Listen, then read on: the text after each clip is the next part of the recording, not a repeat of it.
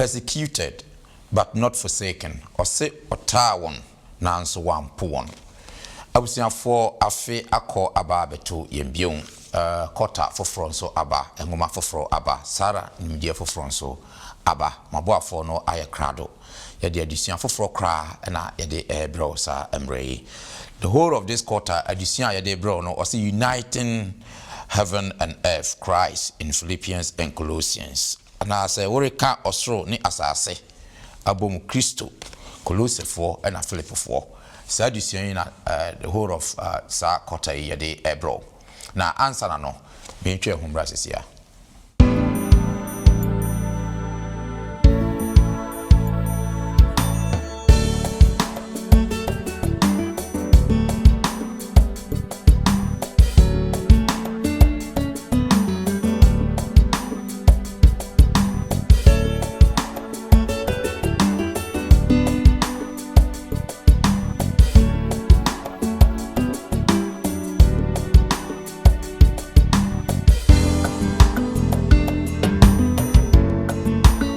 Three young men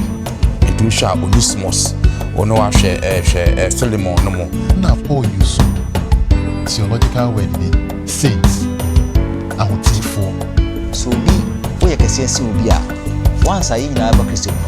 see na in say the prison not because we could you be there and our code didn't say crow we the prison because or yenya Paul said the soft worker Paul and can they be a does the row.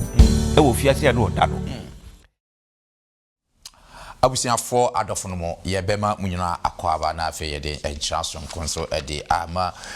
munyina ra ye beda mo ase nso se de biara da mo de mafidie ede to London Ghana memenda kwanwefo Sabbath school na chosemu empensempensemu ye besan ama mo afisia pa sanse afi akọ asan ababe to yembion se na medikan aka no kota mu ye de adusian foforo kra na de bi na abusua no emu ode pa ye hwe sene oye ka osoro ni asase abom wo Kristo mu sene Paul echirokoma Philippi 4 na afi Colossians 4 no eho adusia na ye de bro maboafo no ye krado a ye be de impensempensem no de atoam so but me enkotie nyum emfri London Ghana church kwa for home rasisia.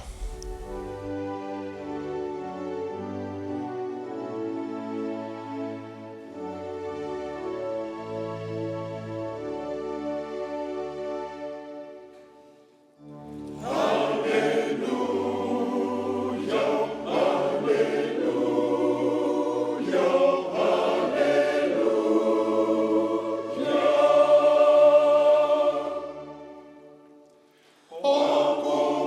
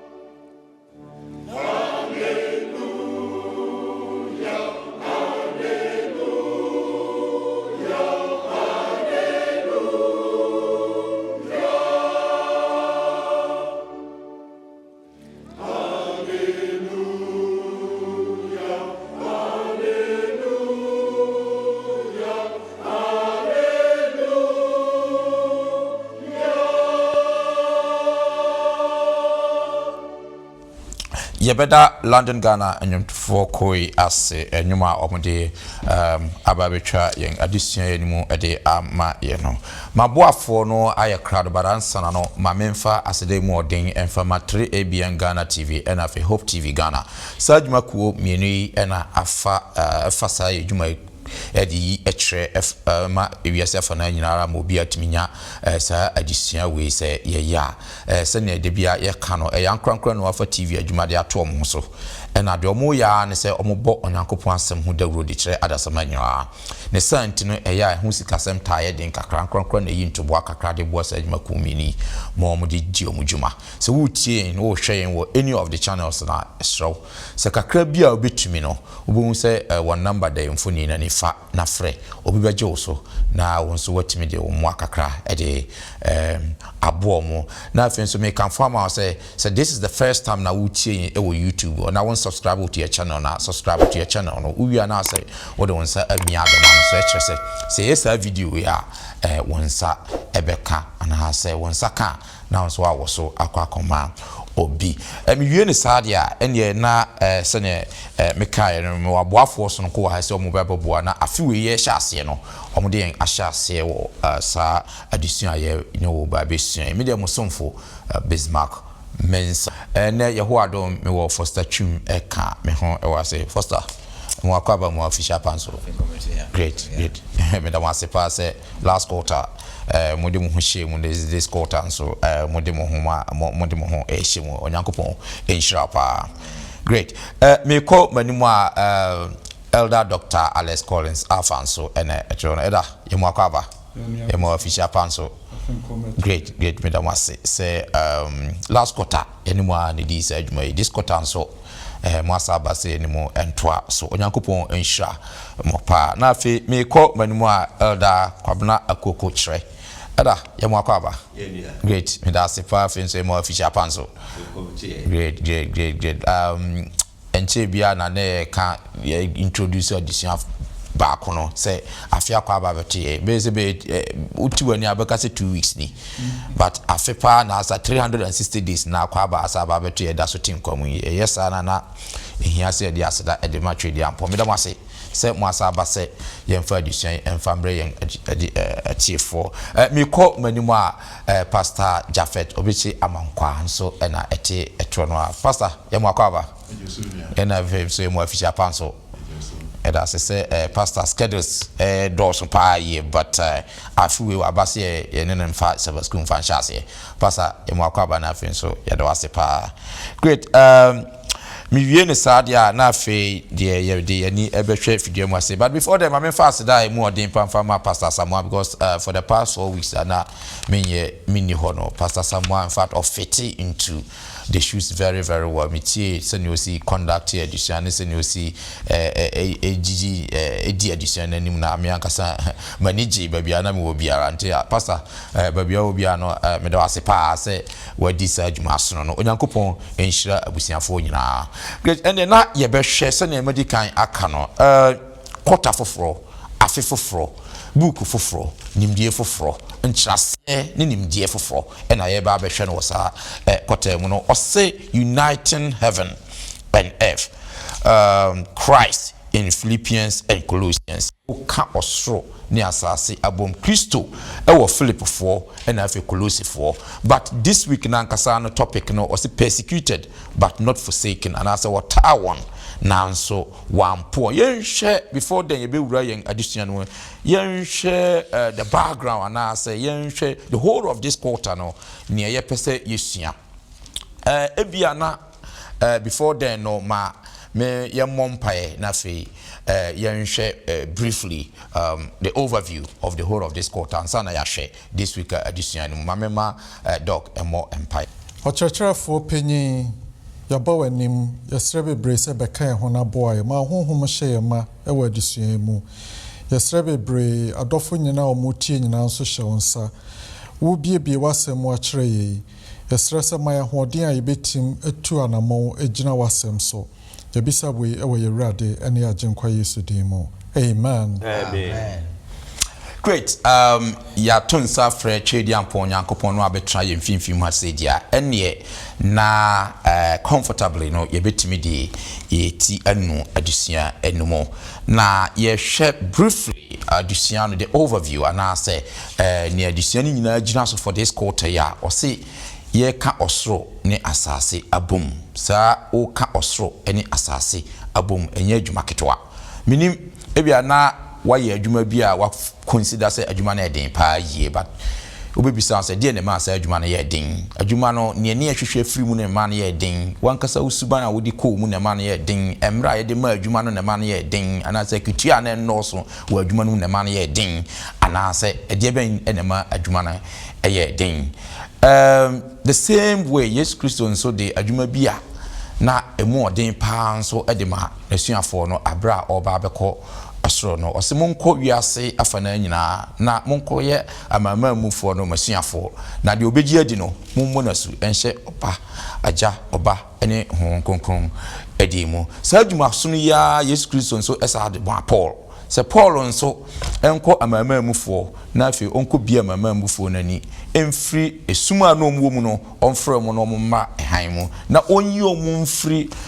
otamfo bonsam atumi ase nomfo mu mmehye onyankopon atumi ase sa adwuma yi sa wo hwe nipa ni so a na adwuma a eyesono pa yi a enafom nanso Paul kai se na Yesu Kristo di kan ka che asuafo ne se okon ho ba bi obeko biara enti Paul nso empo abra na okọ ahuhia mu na okoye deduani na afi onhu de obeye ne hompo na afi ohaw ne amani hu ahye no so no mpo Paul amu se na oye deduani ofasa akwanya no so ede ka nyamsem ede kire ofasa akwanya no so esa didi onyankopon ho adanse saa adanse die no na yen so enne ababete okwan ben so na yen so yekọ ahuhia mu a ebetimi adi adanse akire onyankopon okwan ben so na yen so abra ya chie na ya ye nduduafo no yen so ebetimi adi adanse akire afofo na Paul adanse die no mu no na eniema bi na ewo mu a esese pa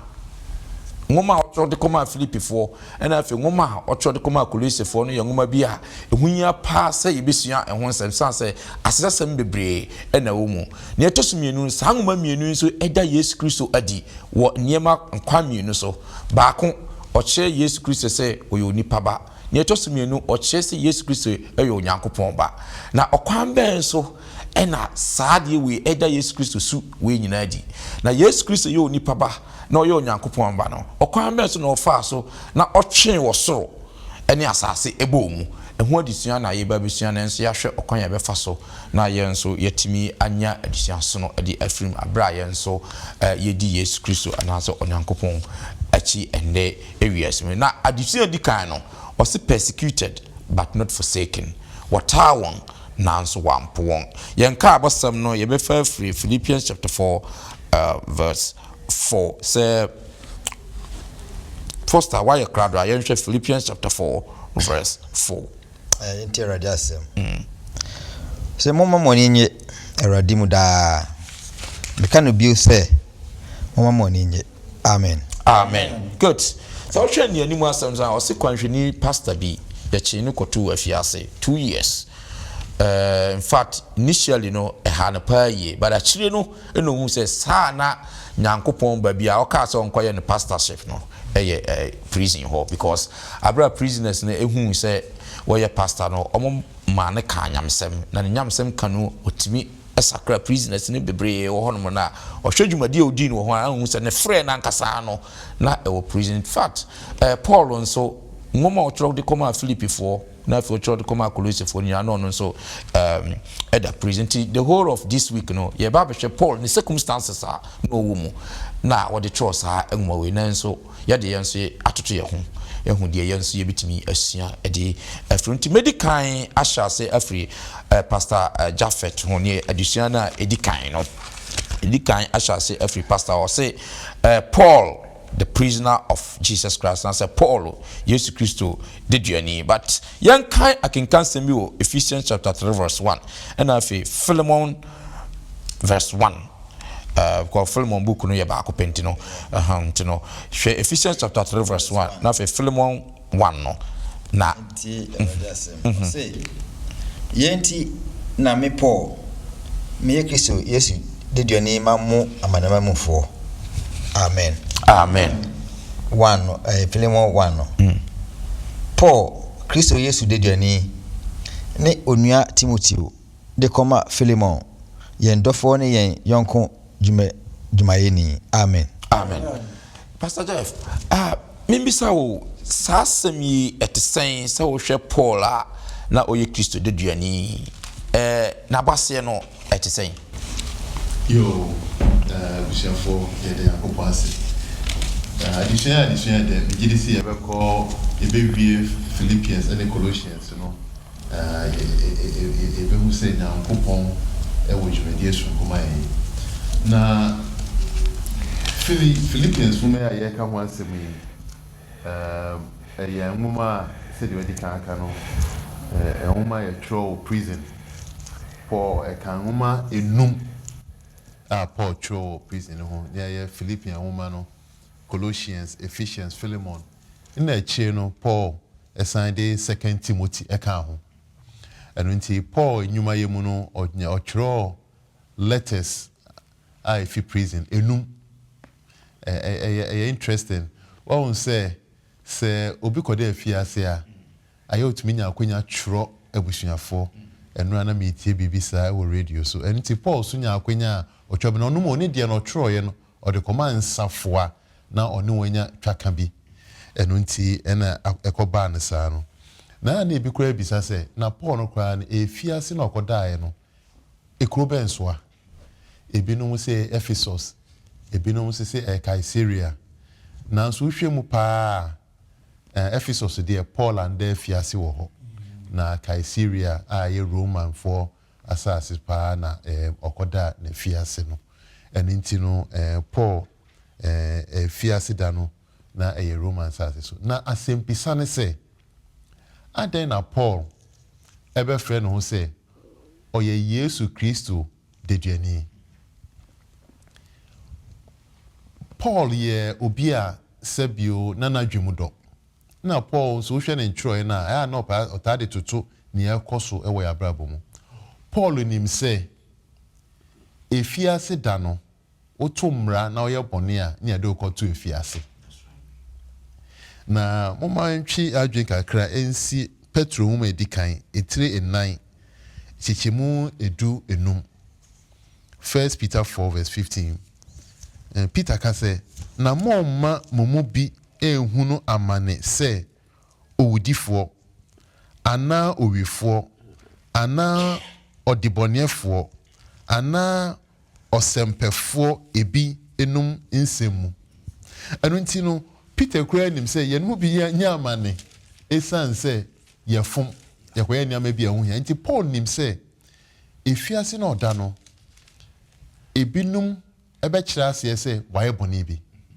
eniti all try come asafo no na all catch asafo no say you me the prison but me the prison for a different purpose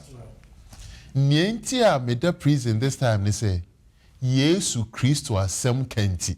Yesu Kristo adwumanti enunti no mamon pa ba say mabeka asempa na kire mu na mafa akire akoya de boni bi ni ade me akoto efiase na emom ni amebeka kire mu na ho adwuma na meda so ye na akowie say mabeda efiase aniti Paul na ose Paul tumi tim na emu da ho esanse addition be kwa anim no ko obehu say ebinum po fa Paul efiase da no ho no kra no e de wibronya so aniti na Paul say emu da ho but Paul and Trokeke addition no say atwim e ma adwen si say Paul nya adom ewo Roman penifo anim say prisoner na nka wo say e de ne to ankasa yamfa na nto prison ono do nya akwanya ewum say oye deduani no nya house arrest onya babia na ono nko ana etie nanso na asojafo ya na eba ebehwe no na woko Bible ne say Paul say mafiase a medampo no nyame afame so ama the entire prison guard at Nyankopon asem and it Paul say you ono de nyame afa no mum say onfanye na dwuma and it say other prison o say on for prison under prison o or tiase say or Yesu Christo ni de ni no be ye nia Yesu Christo de ahye no dem say ye nyina no say anke ye nyina ye tiase say ye prisoners for Jesus Christ and can ye interest enye priority because one ti say Paul complain say na me Yesu adwuma na yedi ma be to prison enu nti ma to ma dwen media rehu adu abobo samre no mo no na all tro enkrata akohye nsafone den ebi ni ye memory verse or ka kire say rejoice in the Lord always, and again I say rejoice. Obi other prison. The other shame no me no cry no. Ya memboy and entia say Christ was free and say yem be ne diduafo yem fa ye ho emba for the management. Nti kakra metumi aka no. Amen. Me that's it pastor me that's say why am sama. Ye to aso na dwe. Ne to sumi no say Paul in chains and as a Paul what in chain mamo. Remember first what kind 2 Corinthians chapter 4 verse 7 to 9. Now 2 Corinthians 1 hour can 6 3 to 7. First of all, you show 2 Corinthians chapter 4 7 to 9. 7 to 9. Na ya wasa japadi ewo dotie anwene mu. Na tumi a ebroso no aye Nyankopon dia. Na amfiri yemu. Ade nyina mu ohihia yen ho. Nanso ye ho mente. Ye ho akire yen. Nanso ye ni entan. Otata yen. Nanso wompa yen achi. Wabɔ yen ato fam. Nanso onse yen. Amen. Amen. Great. Share 2 Corinthians chapter 6 3 to 7 answer. 6 3 to 7. Say na yantu obi asintidia na wanunu yen som no na emom enoma nyina mu yi yen ho kyerɛ sɛ Nyankopɔn asomfo boasito pii mu ahohia mu ahokyere mu ahometie mu ahwie mu afiase da mu masotwe mu adwumaden mu epestre mu imodadie mu ahotie mu nimdie mu abogyekere mu ayemie mu honhom kronkron emu odo a nkontompo enim emu nokre asenka mu Nyankopɔn tumi mu trene akodie mu ewo nifa ne benkum animonyam ene enguasie mu atenka bone ene atenka pa mu se asisifo nanso woyɛ nokwafo. Amen. Amen. Great. Ada yen show Paul na edebe na ewa yitosem we chese na mpo order nchemu mamu ni secret ne san ya wotimi enjoy spiritually ne physically. Paul nkwanu obi na behu na oda fiase a de ne gi awo sa kanfo fiase a oda opese ni pe hu say yes me Paul me de fiase. Yeah. Na se de pastor kai no na fiase keke no oda ya mani fia ono nkwa timu de nanso na chains gu ne nai ya chain no to sojani nanso enu bia mu Paul abem o ma ne je se wo hwe se de titimre mu so se asoja fo nde be mu omoni age kura na dan kura na soja fo ne ye ha wo kese na Paul wa ma we num nyina ai mu na bem enemi no mienu bibi ketua bi a edi aso no kura me mabiem ena sofo aye bi sei ena asompani akase a kire me mo bi ehwe Paul kwaye bonsam de ne femu se wo de fiase ya sa cheni wo na me ya na eto na bia me twu se de kura no nda kwai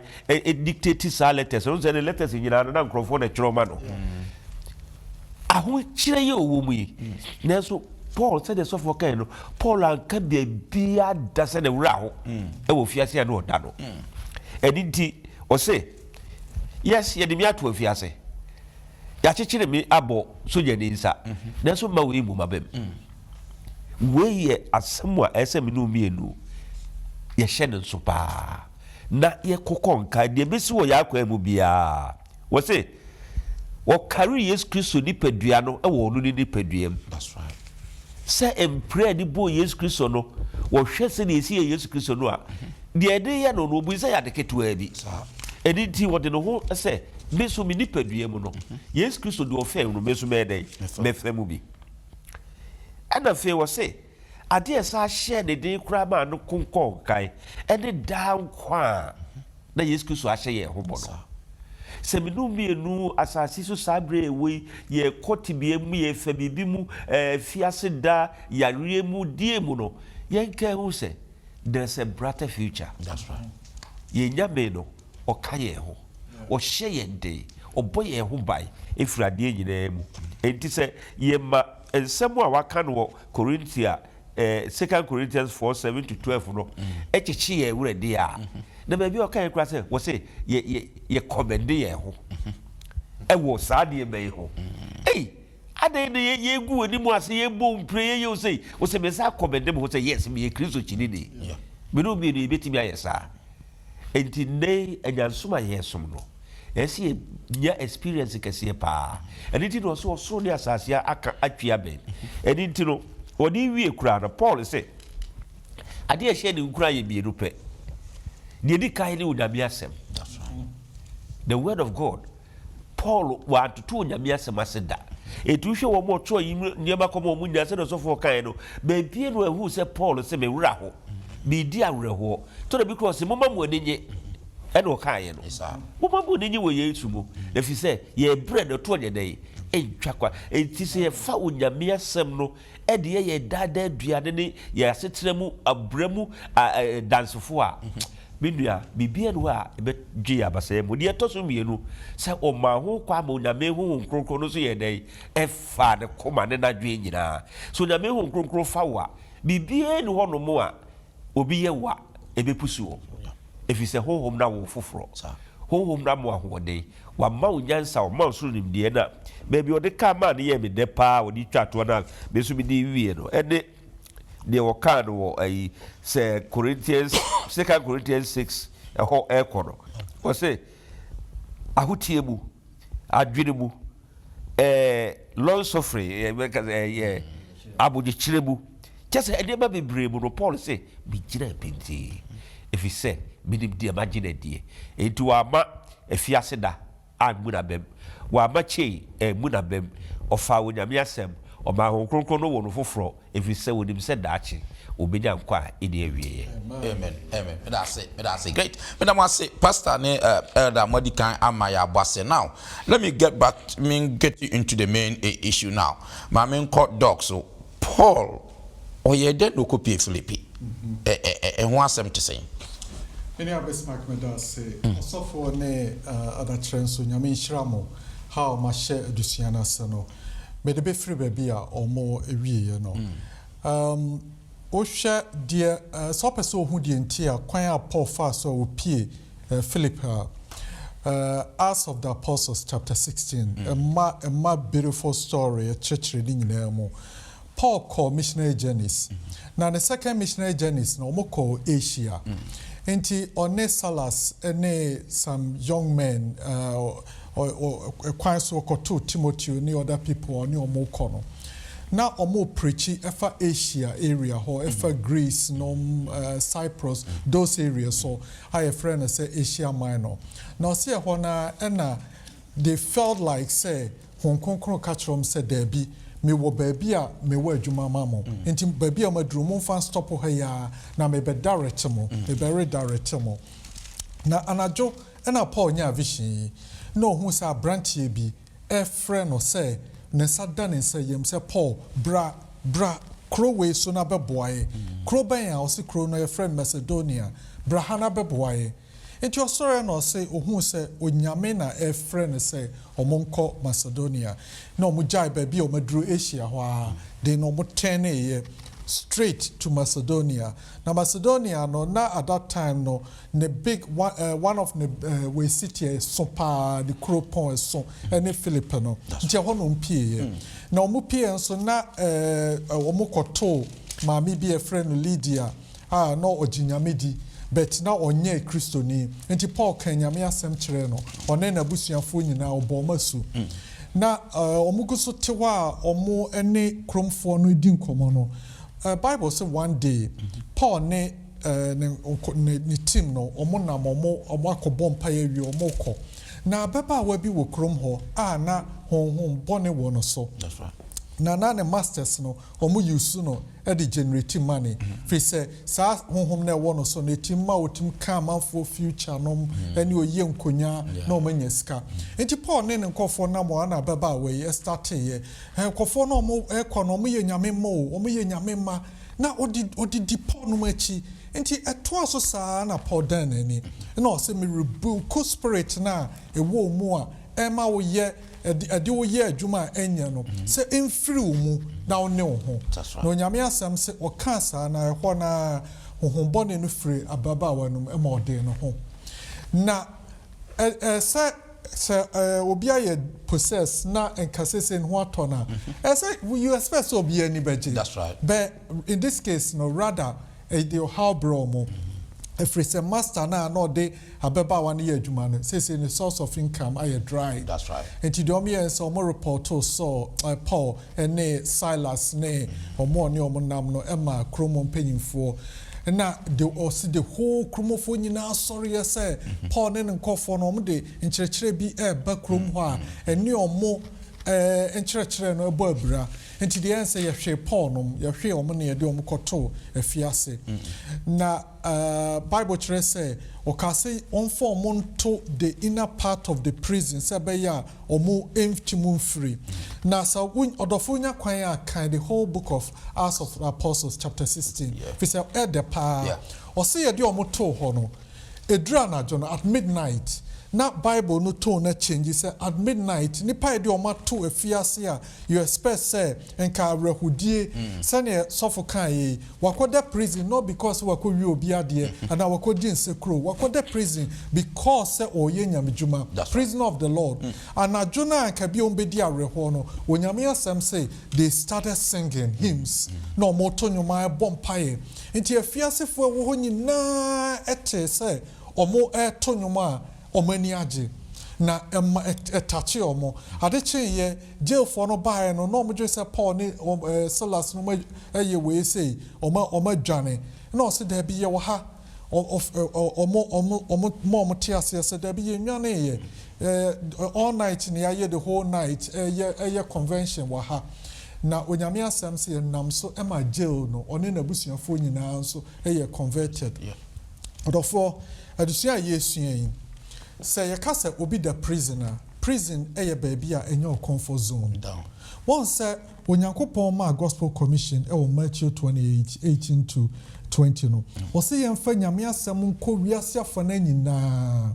na baby a wiase afana nyina no it's not only areas a comfort zone no who say adofo the prison eye onyankopon ma adofo a omo situation be a wo kopa you don't feel comfortable no omo nyina ye nyame ma enti onyankopon ofa kwan bi so in some way bi na waye prisoners of Christ no dia kwa share baby obi wo ha the only way obenya nkwaje ne say onyankopon be mo waware no obo so be titil sa no as aware no you are in prison but we a prisoner of the Lord fi so nyame asoma wo ho adwuma bi wo ho a akọ ho a wura ho a adwuma panyina se kakai o titi obia but the only way adwuma panyin no so ebenya onyankopon asem no se onyankopon de obekọ ho na wakoye prisoner of God e ho be ye uncomfortable place for you and just say boni bi ne de wakọ ho but onyame adwuma wo yenti e na oye wakoye prisoner of the Lord na de edusua ka kire ne say wo that situation maybe you are in physical prison ebia Modian in your physical prison, but situation you are no, it's an uncomfortable situation. You are in an uncomfortable work environment, toxic relationship, toxic environment. But when you know, onyankopon say, so we show a brabom nasa and your bonny be ne work could do. Then when the Paul by your dream say, we a prisoner of the Lord. Enti a hokrano. Baby, me wo biano, mama nyet no credit for. but situation a wo mu a as a prisoner wo ye prisoner wo feel uncomfortable no rather than say obey sorry to yourself no who say onyame de wakọ for a reason na say ne Paul ne Silas ka bo mu eto onyom eye nyame asem no hokra no toaso eye onyame adwuma. Amen. That's it pa say dog why you say e am ti yahu abase ne ye ya Paul ekopie Philippi sene dog a church mu na yenko Colossae nso Colossae de ye shida ni record as to say Paul ko honomo anase wanko yenhwe Colossae nso on Paul ayonkofa it is saying first but before the young can be Colossians chapter 1 verse 7 na fe yahura kan Colossians chapter 4 verse 12 yenhwe nsembisa bi nsem fuwa bi wo hono ansa 1:7 say senya emusua yen so efri yen ewra kwa dofo epefra a oyam Kristo somfo nokwafo 4:12 no Kristo Yesu akwa epefra a ofri momuno echiamu da osrema mo empaibo mu se munyina ho pepepe na moye ma Nyankopon apede nyina mu amen. Great. Eti mami so Paul nso yahu nye yokopie Philippi. Great. Macedonia no no selected Philippi because Philippi was one of the largest city. Na namsem no kopie hono. Colossians nso yenhye nim ne record sa. Oni Colossae ayonko fan so eti sen. Okay, me that's it. Miss Mark. Chat for any of your phone so. I'm say Colossae records be any say Paul eko ho. Na I'm say Ephesus no one of the biggest cities or area ho. Business center.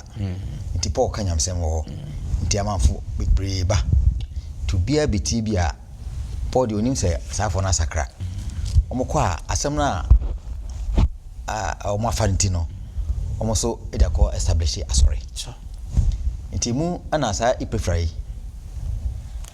Oti Colossae ho. Na Colossae wonso no G4 doso ho. Abosonsum ewo ho. Nanso o manage nyame odinyame empaiboni ade ana o ma sa asafo no so etimo ho. Neno ana esanse Paul esakra ni nti no obeka Paul nti enchia ene nkra enam na Paul edeko Colossians ho nti Paul ankasankasa de no ni nansi ho nti epefra no ana ofi ho ana onua Philemon eno so no fi Colossae ho ono so sakra eka epefra ho ana Onesimus enso esa krae efri Paul ho na Onesimus no na oye Philemon no akoa ana odwane free Philemon nche na osakrae no na chese omu nyina aba bihia nti Roma amamre so kire se wo yakoa na se odwane a oba osanje no nti no na Paul etu Philemon fo se Kristo mu eyina adehye akoa ni ho adishi ni ho yina e baako enti no onhwe na ma onfre Philemon akoa bio na hu ni se oye onua ene onua adofo no Paul jumadi e odi e no bebia na owo no eho edin nanso asem no etimi wura ho ema nipa esakrae enti edi Nyankopon juma bia ma enfa yankasa ya hunim ene adwen enye na Nyankopon nankasa ni mokwan fa so a jumadi no bekoso se na Paul ekoso no na Paul so tu enfo se ye nyina asase ye ba kunti no so obi wo ye kase asi obi a once ye nyina ba Kristo mu no ese nyina ehun se e ba ko ma obi enye kase asi obi na obi so ayeketo asi obi ye ma obi entia na obi so abu obi abonfia ye nyina enye ba ko na ye nati Kristo mu na saad na ebe ye no enam Kristo asenka no ebeko na ashita ama Kristo juma no aden akoso said that Paul want to nansi Colossae for no na asem no etimi ko no sa pepe na babie wo no e kasem na betimi so ashita amanyankopɔ asɛm akɔ na sɛ wo hwɛ sɛ ne abasam no sɛ ne si kɔ no nyamsɛm ka Paul ka no Ephesus no yes ebinom firi Colossae betie ye anto omo betie sakyrae no ene ko establish aso no Colossae afi na o se Paul na mo so tro grata anso e de ko masa Colossae for no ntima epifra na o sakrae e ba Colossae e ko kan Paul ana o di jumande enti na Paul de letter esanse epifra no enti Colossae ho no enti letter ana Paul e de ko ma wo na o ka che say epifra o chiamo enti se de o pese mo no establish here no mo so mo nto aso saa na mo nyina pinti great me da mo asepa mo ya de abusiafo hegusuara ye hwe persecuted but not forsaken watawan now so one pon adisua no ejina atrapoye mienu so first of all no ye hwe Paul amani hunu for the sake of the gospel, most importantly na deduan na se ne okoda prison na manu hunu de koda prison nyamsem kanti and secondly no ye hwe strategy a Paul impose no the prison strategy o use ye na still o de ka nyamsem ye wi ana enso ahwede betimi afum ye hwe ne edi honom no o say the churches of Philippi and Colossia yenhwe saa safo yi se ne Paul esi describe wo mo kakra na yenhwe adisua betimi asun afrimu first of all hwe Philippians chapter 1 verse 1 to 3 yewia yehuri akwakokan Colossians chapter 1 and 2 yenhwe se ne Paul kan ho omasam na yenhwe se betimi asun bibi ewo ho a Philippians chapter 1 verse 1 to 3 okay I say Paul ni Timothy Kristo Yesu nkoa ne koma Kristo Yesu mu ahotefo a owo Philippi enyina ne ahwefo ene asomfo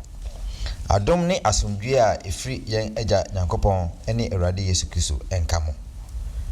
meda minyankopon ase nkaya a mede mekae mo eno nyina mu amen good yenko Colossians yenhwe se ne okan no ho no first Colossians for ngoma no chapter 1 no verse 1 and 2 okay 1 and 2 no say Paul a onam nyankopon peso eye Kristo Yesu somafo ene onua Timoteo de koma ahotefo a owo Colossae ene enuanom a oye Kristo mu gidifo adom ne asomdwe a efri agya nyankopon enka ho amen yo Pastor Jeff yen show senior Paul edi greetings ya wode ma Colossae fo yi ne botaye ne sei ana sentiase be ne enya emfasa asafo mienu yo yesan da yenuanu ase wo hwe Paul enchuro mu a ade ba kwa Paul ya ade pa ye enchia Paul enchia enchuro ase bra on chia mo yeah in a way bro from because Paul acknowledges say bio nipa bi na metro akoma wo enye obi hunu akeke eno ntino ade bi a megire se nyina yesua be boy Paul think as a metro akoma adofo bi na enumu no na Paul yusu theological word bi saints ahotefo na sa ahotefo yi abeye echiwa shoka kra ewo Kristosumu esum no bi gidi se wuwu a utina se Kristo ni na wuwu a na ye be ye wo saint otini ni impo wompo no na wode saa edin na to so okay na so si ye hwe ne a Paul kire yen wa ha no a na Paul pa kire yen say no enye sanetie meni wumienu a ya gi Kristo adie ni age ne se ye kra age nkwa no emprempren na ye gi Kristo di ye no Yesu mu ya be ahotefo esan se enam Yesu bomu ama ye ho atewa ewo Kristo mu a ade na ye ntumi friend saint and ade na o se atwen aye wuo ansa wo hwe John say ye gi Yesu Kristo dia we have crossed from death to life. All right. And when that transition, make me otini. That's right. Emma Christo. In a bra, a brain na me bomodena me bre me wa sha say Yesu Christo in church ni na kwa nchirase no. Na all se same no. na me ho te ewo Yesu mu. Nti according to Paul, I am fit and you are fit to be called a saint. That's right. And no nkyerɛ sɛ ɔsɛ yɛtwa ewu ansa no bi de saa abodie no na abɛma yɛn nyame na ɛde ama yɛn. Nti Paul was claiming it. Nti no ɔhyɛ Philippians asafo ɛne Colossians asafo na sɛ monte ase sɛ mo yɛ atenefo Yesu mu. Nti mo nante saa kwan no so. Na mo nante saa kwan no so a ɛbɛyɛ nhyira ma ama mo. Na ɛsan tɔ so mmienu a yɛhu ɛwɔ mu no sɛ Paul antwerɛ ambɔ asafo no aba so kɛkɛ. Osan nya adagye bo akandifo a no wɔ asafo no aba so. Ohwɛ Paul used the word overseers and deacons. Na kyerɛ sɛ Paul ma adwen hu sɛ asafo no ɛwɔ hɔ no ɛnda hɔ kwa asafo no mpunto ne ne kan kɔ no gyina mpanifo a nyame ɛde wasi asafo no anim na wɔyɛ nhyehyɛ na aboa ma asafo no akɔso. Ɛno nti no Eboa in the Brofuni, we can church organization. That's right. Say asafune si hono. Ewo say you want share. I be buama asafune tumpon. That's right. London Ghana, Nancy Amoya DBF. We are in penny 4 for a fear ye remwe. My entity and she share training a mom. So that some penny 4 na can defray war bear Jumanu. We see what ye Jumanase. And when you what they or namu ye ni or shows no obey say Jumano. Na Paul ekyerɛ sɛ